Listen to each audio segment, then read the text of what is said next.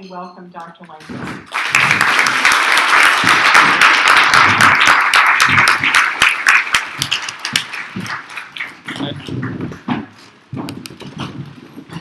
I hear all these chairs moving. They knew I was coming, they're out of here. I think that's what happened. Let's see if we can get our technology working tonight. You know, it's a strange place to be in when you realize that you have to make sure that your watch isn't going to disturb you while you're talking. Should I be over here so you can all hear me? You can hang out. Hello, all. It is wonderful to be here, that you now have great food. Actually, can you hear me if I do the wandering thing? Yes. All right. It's always great after this wonderful time. We have wonderful food. We think about the great things libraries have done. We congratulate people long-standing. And then I get up and talk about disasters and destruction. So I will try not to take too long of your time in this. But I think it's really important for us to understand. John Palfrey wrote a book called Bibliothèque. It's a great book if you get the chance. And he talks a little bit about the dangers of nostalgia and the need for a new nostalgia around libraries. That there's so many things. I teach library science students, and you get these young, eager faces looking at you, ready to help save the world. And they say, you know, it's great, we're out there, we want to save the world. And I just have to say, it's not going to be as easy as you think. I said, the problem is with public libraries in particular, it's impossible, just about impossible, to take any word, action, phrase, or task, end it with in a public library, and have people think it's a bad idea. We're going to do reading in a public library. Oh. We're going to do poetry in a public library. Oh. We're going to do cake baking in a public library. Oh. It's just this great warm feeling. And what the problem is that sometimes it takes us back to where libraries were when we first encountered them or thought of them. And sometimes that can really prevent communities from either pushing their libraries forward, or frankly, if the library wants to pull the community a little forward in how they think about them, this nostalgia can get in the way. So what I'm going to say is, first of all, I love public libraries. I love the Mid-York library system. We have a great background. You guys have a great system. So forgive me when I now go through the wonders of talking about flooding in Columbia, South Carolina. And why am I talking about flooding in Columbia, South Carolina? Well, so what happened, of course, was there was a little bit of rain. A little bit of rain. And so it flooded out, historic rain, 1,000-year rain, they called it. And it wiped out homes, and it wiped out people's houses and their living and businesses, and it took out dams, and it was horrible. It was just frankly horrible. The reason I want to bring this to your attention is this will not turn into and now if you will open your textbooks, we too can save the South Carolinians, but to say that when FEMA showed up to respond to Columbia, South Carolina's disaster, where they set up shop was in the public libraries of Columbia, South Carolina. Now, this is not a unique story by any means. This is on a great picture, and if you can't see it, I'll describe it. It's a bunch of people. Really, it's not working. This is actually a branch library in the Greenwich Village area of New York after Hurricane Sandy. And not that it's not always crowded, but why it's particularly crowded in this case is because the people here didn't have power. Some of them couldn't recharge their phones. Some of them didn't have homes to go back to. And what happened is, even though there were libraries destroyed and librarians had their homes destroyed and had their power, they came into work the next day and they opened up the doors. And the number one thing people wanted was just some place to recharge their cell phone so they could tell their families they were okay. This idea that a library becomes a safe place. When there is need, there is a library to help you. And maybe that's with reading, and maybe that's with all the awes. But in times of acute and amazing crisis, what we have seen over and over again is the crucial role that libraries play. So, moving from natural disasters to other disasters, this is a picture of Ferguson, Missouri. So as you may remember, in Ferguson, Missouri, outside of St. Louis, white cop shoots black teenager, leaves body in the ground for 4 hours before anything is done. Predominantly white police force, predominantly black community, protests begin. Originally peaceful protests. But then anger boils over. Then people come in from other areas and protests and turn into riots. And the predominantly white police started showing up with body armor and mine-resistant vehicles and attack dogs. And the rioters showed up with rocks and sticks and weapons.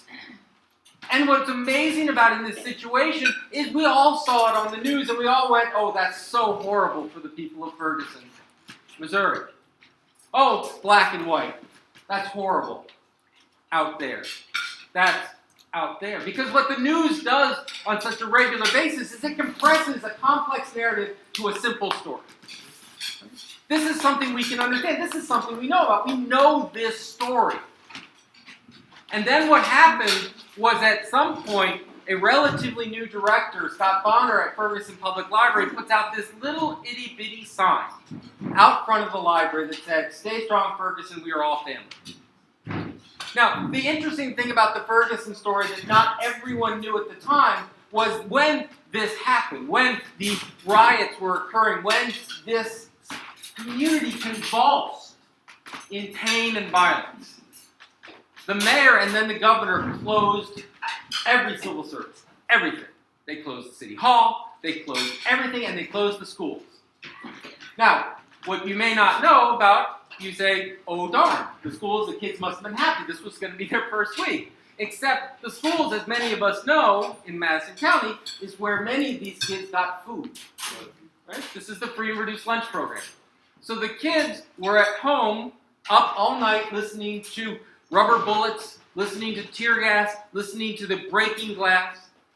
NPR has a story of one father who would sit on the couch with a baseball bat next to him at all night just in case something happens. And they're hungry. And what happens is when Scott Bonner put out that, he didn't just put out the sign, he opened the doors. And I put out this nice little tweet. You know, he made these changes, and someone said, oh, libraries always make a difference. And I think what we need to realize is that is not true. First of all, libraries don't make a damn difference. All they do is exert gravity and shield you from the rain. It took a librarian to decide to make a difference. And it was a choice. I mean, you can't imagine that if Scott Bonner called up the mayor and said, you know, I'm thinking maybe today children's reading hour can be canceled. Right? But they chose to open the doors. And not only did they choose to open the doors, they then invited the teachers in and they taught classes in the public library. When they ran out of room in the public library, they started doing it in the museum. And when they ran out of room in the museum, they called up churches and said, we're going to do it here, and we're going to do it here, and we're going to do it here. Stay strong, Ferguson. We are all family. And what's amazing about that story is if you look at what was going on Twitter and what was looking at the news, suddenly what happened was no longer black residents, white cops, conflict in the Midwest. It was families. Children are hungry. Schools are closed. Education is important. That story turned from a two-dimensional representation. Oh, Madison County, you're all poor. Right? It turned from, oh, you're all rural, so therefore you don't understand. Right? It turned into, wait, that's my neighborhood. That's Syracuse. That's Utica. That could very well be Oneida. Right? How do we talk about it? Bringing that story, bringing that humanity? And when we saw it again in Baltimore, when, once again, issues of race erupted in how we police in the downtown areas of Baltimore after the death of a prisoner in a police van led to the largest peaceful protest in the history of Baltimore that then erupted into violence and turned into riots, where in this particular neighborhood, the rioters took out a mall, and took out a convenience store. You know, they took out a mall, took out a convenience store. What we don't necessarily realize is they took out the only local source of food. They took out the only place where parents could get diapers. Because in this area, they didn't have public transportation to get out. They can't just hop in a car and go somewhere else. They destroyed the infrastructure that helped support them. And what happened? The head of the library called up and said, I'm going to open today. The branch manager called up and said, I'm going to open today. She's brilliant. And she called the CEO of the whole system and she goes, I'll be down there to help you. And they opened it up. And what did they start doing? They started giving out diapers. They started giving out food. They started social justice programs. They started talking to lawyers to talk to local business people about how they could work the insurance industry. They started talking about how do we recover. In times of great crisis, what we have seen dramatically over the past year is that public libraries make a difference. That public libraries are there to help. Public libraries are there to help all the time, but when it really matters, public libraries and librarians and the boards that support them and the communities that support them are there to make a difference. Now, I would love to leave this on a lovely high note. I think it's great after talking about everyone's wonderful service to wake you through diapers and riots, but the original quote that a crisis is a terrible thing to waste by Romer didn't come about in these kinds of crises, right? It came about because this kind of crisis. In December of 2007, a couple of bankers decided to destroy the economic system of the world. I gave this speech in the Netherlands like last week, and they were like, thanks, we really appreciate that. So this is a picture that shows that in essence the United States totally destroyed employment in the United States. We saw massive layoffs on all sectors, from the public sectors to commercial sectors. We saw teachers laid off, we saw bankers laid off, we saw lawyers laid off, we saw doctors laid off. It was a massive, massive problem. This is a crisis. This was a crisis, but I think many people in this room probably look at the employment issue of our surrounding communities and say, it's not necessarily a past tense on this. We have to talk about employment and what do we do when people are underemployed, unemployed, don't have opportunity, right? We in, central New York, upstate New York, whatever we want to call it, depends, I guess, whether you live in New York City or not. We're kind of getting used to the fact that it was nice for other people to have a crisis that we've been seeing for a while. And at the same time, what are we seeing? We're seeing that when people get jobs, we're seeing average incomes of those jobs go nowhere. We're seeing that average incomes are not raising. Meanwhile, we're seeing that the 1% and the top 10% of families their income and their wealth is growing rapidly. We're to the point where the share of wealth owned by the top 0.1% is almost the same as the entire bottom 90% in this country. And it's not just unique to this country. I want to be really careful. This is not my attempt to now go into a political party discussion. But we're seeing that internationally, the top 1% of the wealth in the world now exceeds 90% of the rest of the world. This has an impact in communities. This has an impact in where you get a job and how you relate and how you talk to people. This has an impact in how do we view corporations, how do we view government, what is our role? This has an impact. We see communities in pain. And at the same time, in the middle of all this wonderful economic news, we see migration pressures. This graph, once again, it's beautiful, it's light green and teal.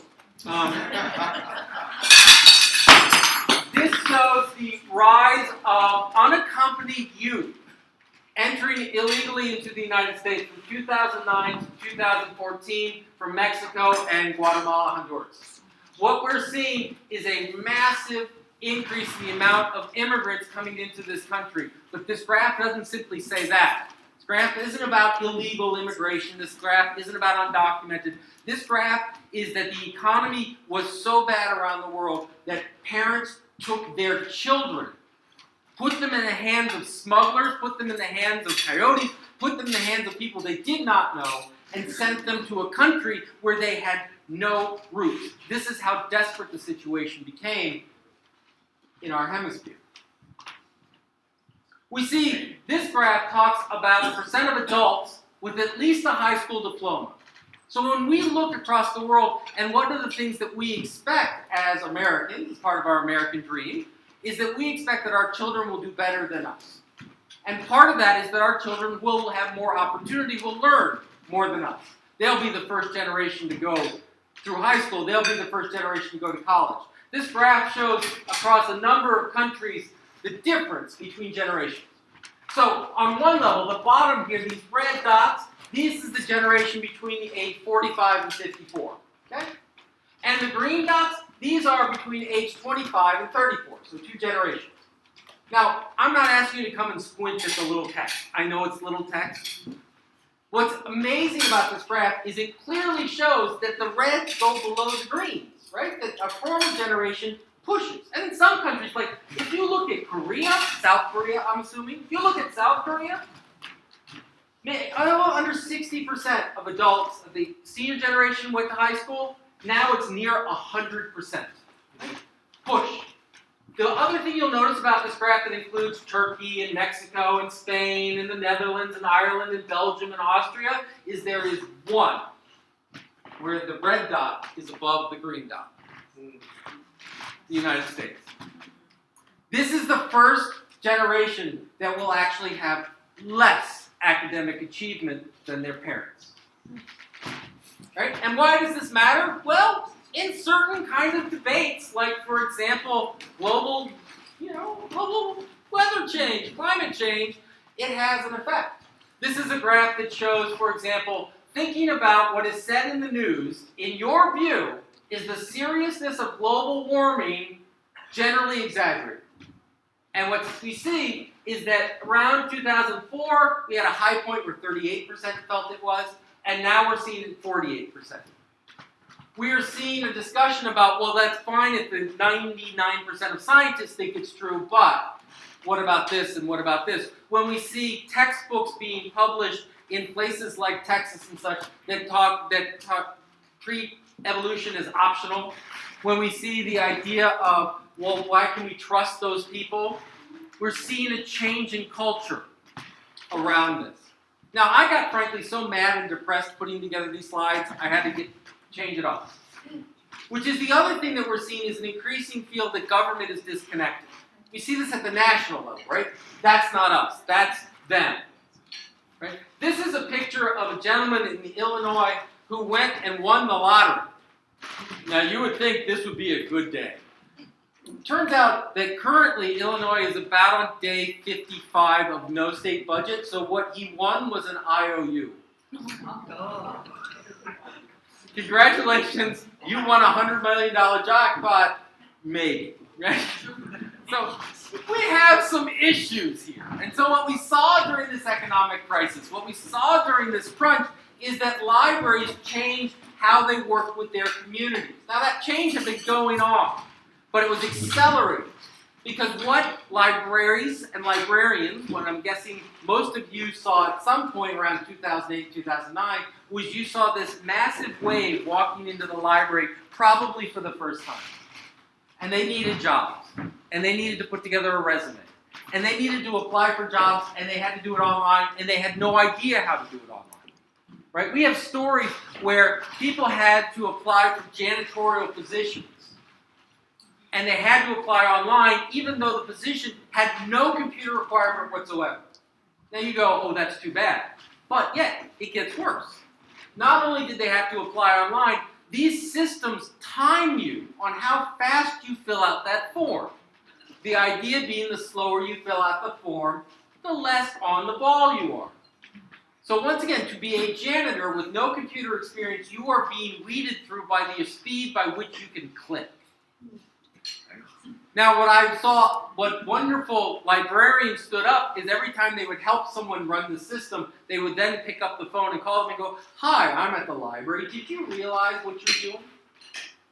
And they began having conversations with boards and with community leaders, and they began showing up at councils, and they began showing up at chambers of commerce, and they began discussing this.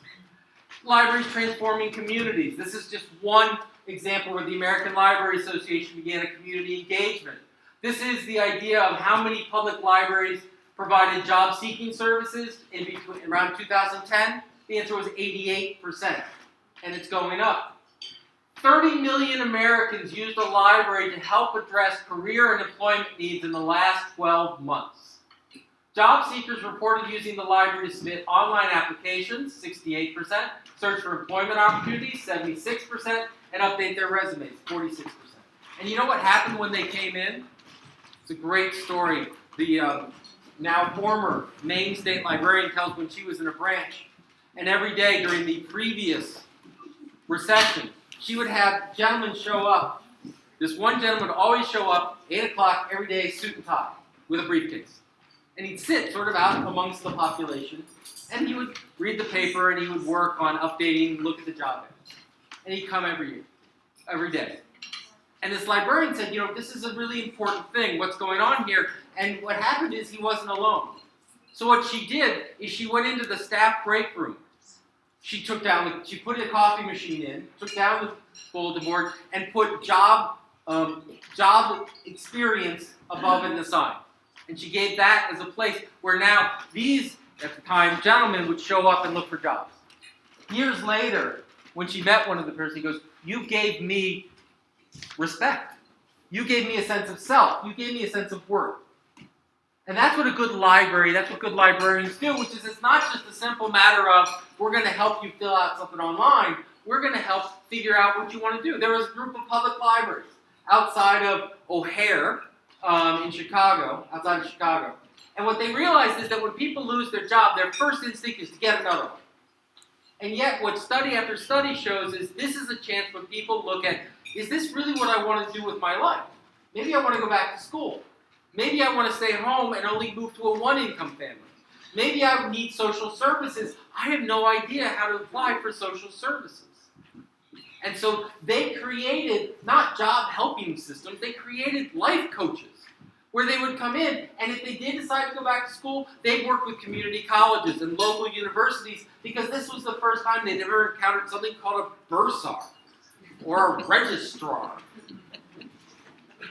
That this was the first time they had to ask for food aid. And they were too embarrassed because they didn't even know where to show up. And they provided them that opportunity. And then it became beyond simply jobs. Picking on one of my favorite examples, who happens to be in the city, totally unplanned, right? When they showed up for food.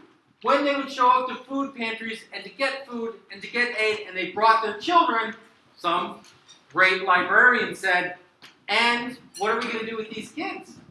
Maybe we can help them learn, help reading, help bring them some value, help bring them some education. And then when they realized that why some of those parents were there getting the food aids because they themselves didn't have sufficient education, they expanded it to GED programs, expanded it all across the county.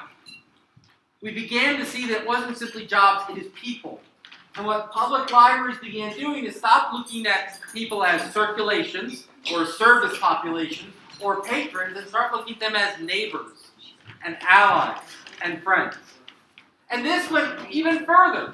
Now as the economy began picking up, as people began thinking, what else could we do? How else could we serve this community?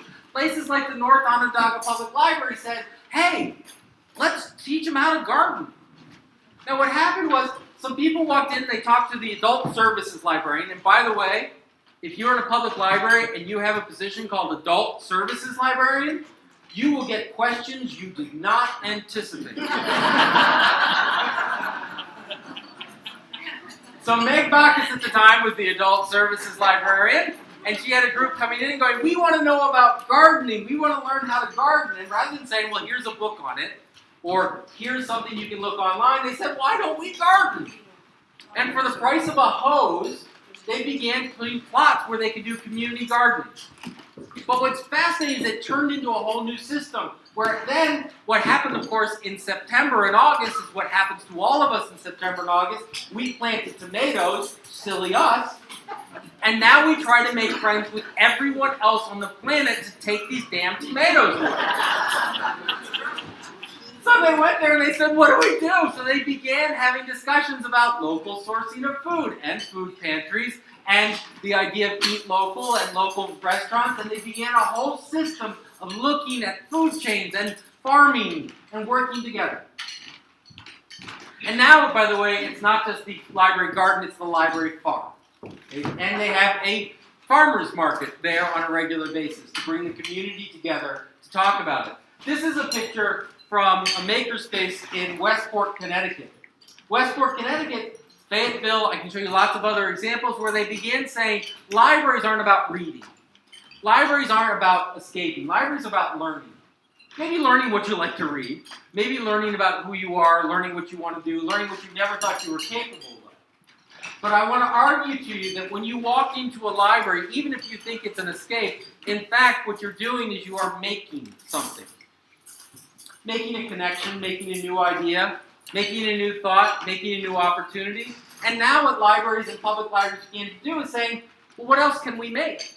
And they look at 3D printers so they can begin to micro-manufacture things and new inventions. They looked at places like video editing.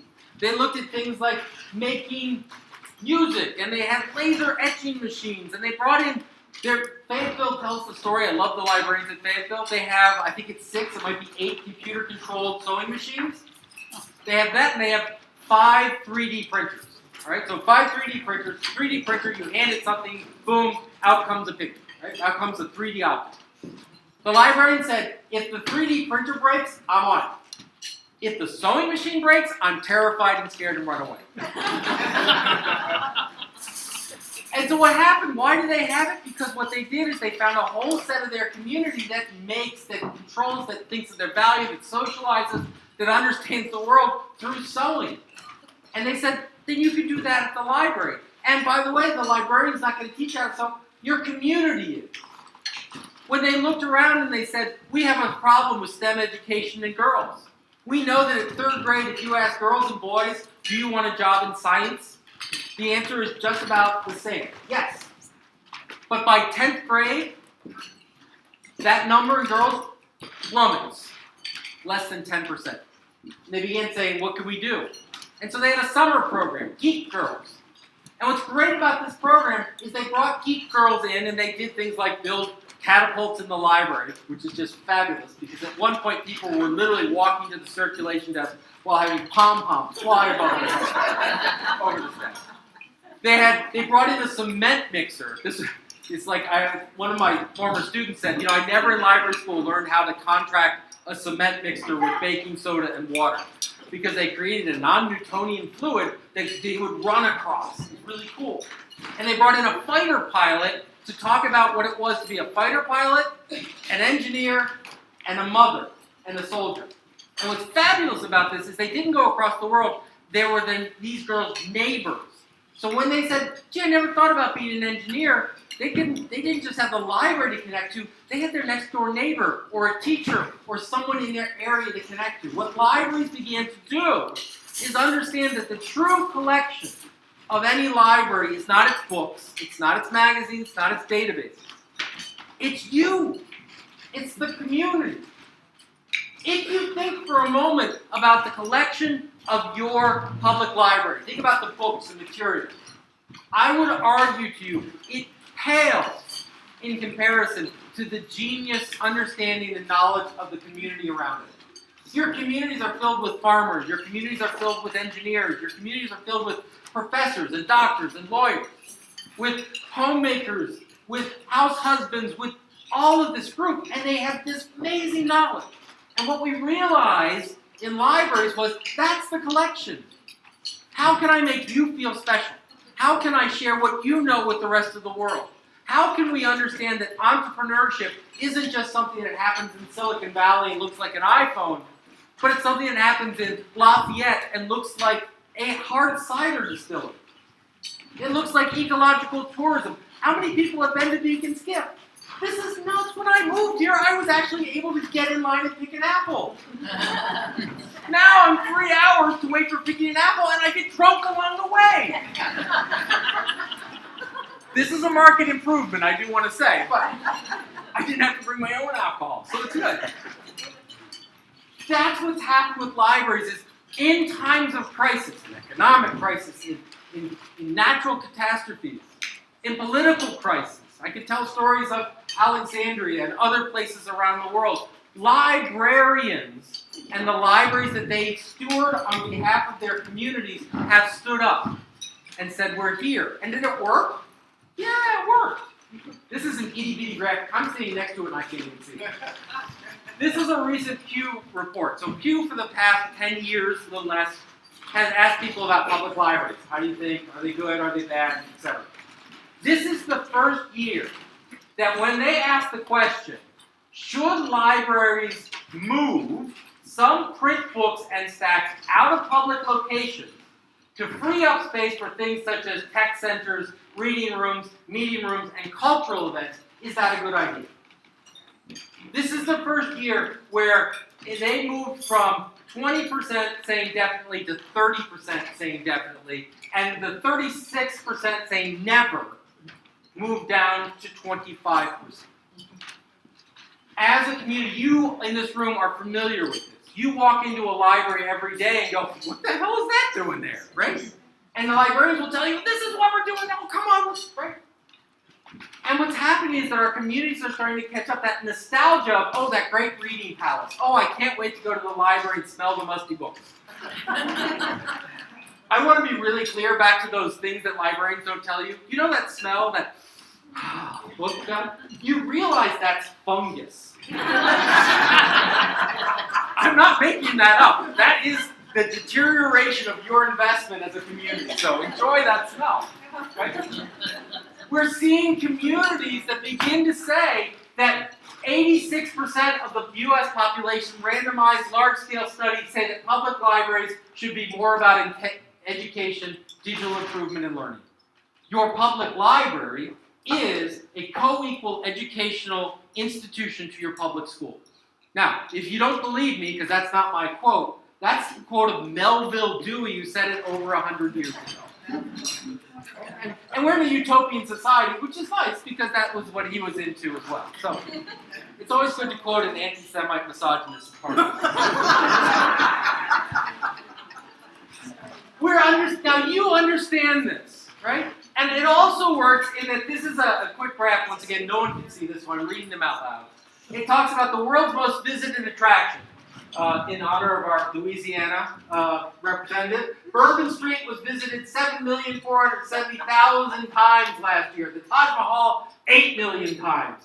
12 million people went to the Hollywood Walk of Fame, and the Las Vegas Strip saw 30,500,000 people lose their money. The Massachusetts Public Library, one city, big city, but one library, had 37,089,488 visits last year. There are more people in New York City that have gone to a public library than have gone to a Yankees game, a Mets game combined. Right? Our libraries are full. Our libraries are coming back. So that our library is obsolete language? No. But it's not because people suddenly love and want to go back to the days of this quaint little place where they can read quietly and not be disturbed. It's because our public libraries have become our community centers. And I don't mean community center as in a title. I mean the hub of a community. Where else can you go? The police station? Yes. They serve the entire gamut of your community, but that's not a cool place to hang out. Right? The fire department? Maybe. Right? Wounded Tomb. Public libraries. And they look like us. And they work like us. And what's amazing is a public library in Vernon, and one in Verona, and one in Syracuse, and one in Seattle, and one in Kenya no longer have to look like each other.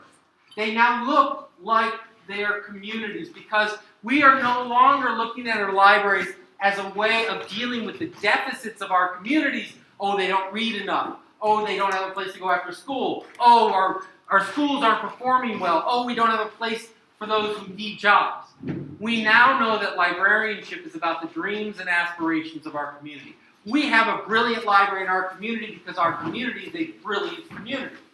We want to be a hub of economic development. We want to be a hub of historical importance. We want to be a place that people come to enjoy the wonders of our climate. What is it that your community wants to be? That's what your library should be built to make happen. So, the New York Times, because I have a little problem with our media for a moment. In 2000, if you haven't done it, go search 2000 libraries literature. What you will find is news story after news story about libraries are obsolete. Libraries are obsolete. I can't believe we have libraries. What, libraries, really?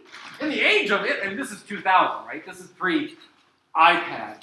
This is the days of, we have email. We don't need libraries now. And then what happens is if you look at 2006 or 2007, you see all these lovely stories that are about tattooed librarians. It's like a whole subgenre of literature, right? And not the 50 Shades of Grey kind. This is you can read in public. Why? Because what happened is all the reporters showed up 7 years to declare that they were correct, and they found libraries filled. And they found more and more people with it. And I don't know if you know, I'm not a small human being, but I don't know if you've ever had this case in your life where you sort of have gone from that wide to that wide to that wide. Right? And so you show up and you've just lost 100 pounds, you find someone who hasn't seen you in like 10 years, and they look and go, that's a new haircut, isn't it? I didn't eat burgers for a year!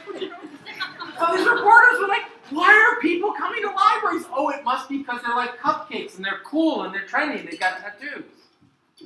And now what they realize is, no, they come because the library's different. Libraries, this is New York Times, arguably the original sharing economy, have long circulated art, prints, music, and movies, and more recently have added tools. But services like the Library of Things and Stuffabrary and Mesa outside Phoenix are part of a brand new cultural shift in which libraries increasingly view themselves as hands-on, creative hubs, places where people can learn new crafts and experiment with technologies like 3D printers. What we have, and what you are in the middle of, because I travel the world on a regular basis. I've been to China, I've been to Belgium, I've been to great libraries, I've been to brilliant places. But I will tell you that I have seen no greater dedication, awareness, ability, and potential in libraries than I see in this room. And I'm not just saying that. I quite literally live 45 minutes that way. I know what's in this room. I know the capabilities and possibilities in this room. Librarians are ready. They're ready. The Mid-York staff, the librarians, they're ready. They're ready to help. They're ready to try new things. They're ready to partner with you. They're ready to help engage people. Our communities are ready. We are recovering, but we have so much further that we want to go. We have the ability to stop looking at us as the core belt of New York and understand that this is the core. When we look at being able in agriculture, in industry, in manufacturing, in innovation, in education, we have the ingredients here, and our communities are ready. And we don't have to wait for Albany to figure that out. Let me rephrase that. We cannot wait for Albany to figure that out. And our societies are still in crisis. Whether it's flooding or whether it's joblessness, whether it's in educational attainment, whether it's in poverty, our communities need us. They need you. Now you have taken the first step. You're librarians, you're on library boards. You've stood up to the call to say libraries are important and they can make a help. That's amazing. Thank you. But we still need more. We need you to bring in 5 other people. We need those 5 to bring in 5 more.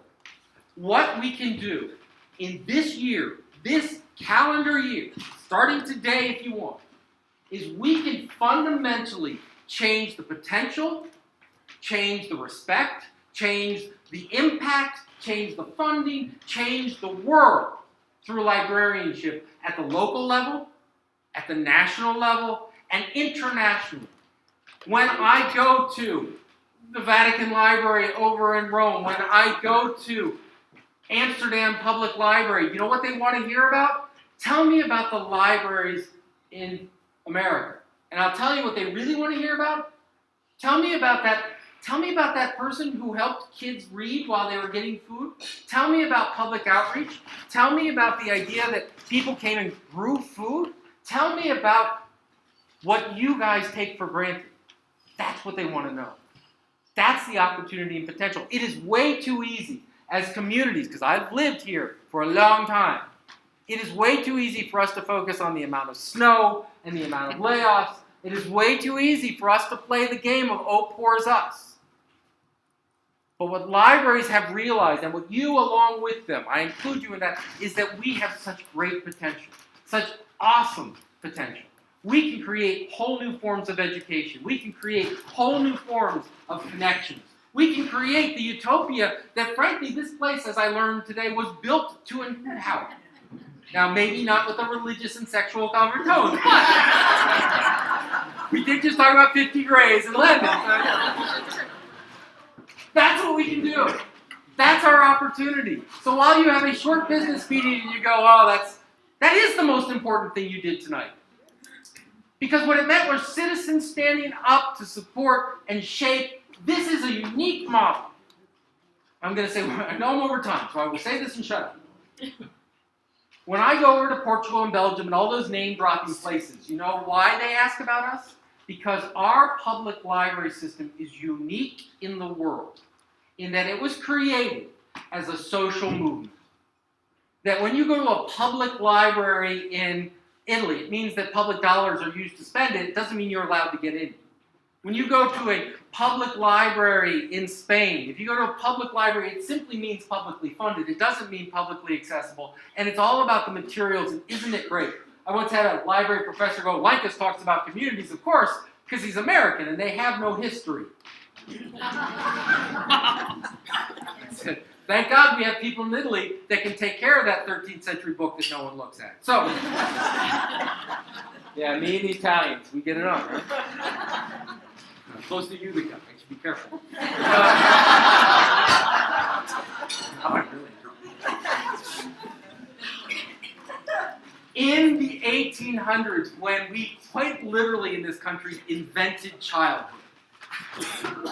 Childhood, right? We said, you know what? It may be 10-year-olds in a factory. Not a great idea. And we invented this idea of we have children and they are a value and they are a resource and we as a society should protect them. We should educate them. We passed laws. We created schools. We did this amazing social invention that we should all be extraordinarily proud of.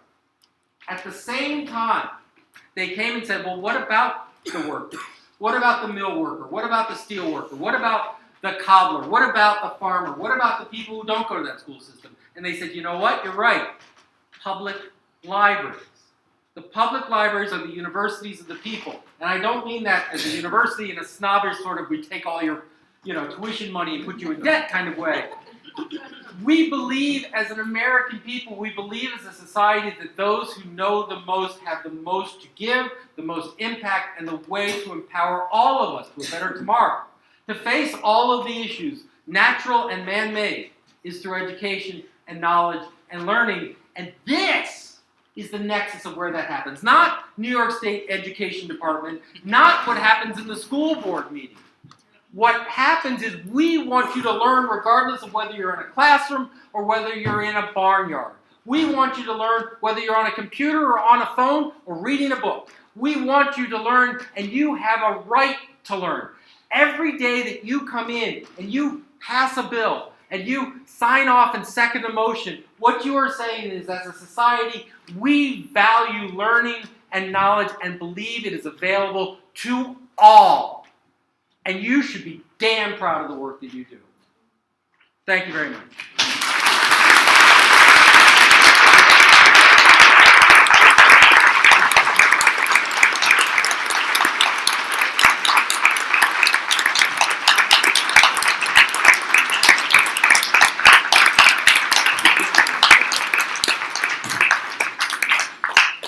Questions?